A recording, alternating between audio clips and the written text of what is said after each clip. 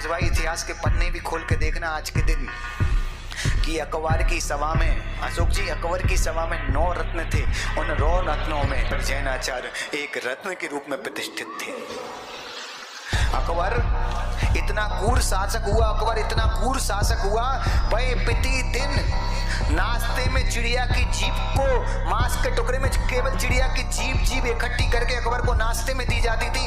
कम से कम 100-150 चिड़ियाओं को per day मारा जाता था, उसके नाश्ते के लिए ताजा जीभ लाया करती थी। उस समय आचार्य अकबर को समझाने गए और इस तरीके से समझाया कि उस व्यक्ति ने यहाँ तक कि चिड़िया का मांस खाना ही बंद नहीं किया।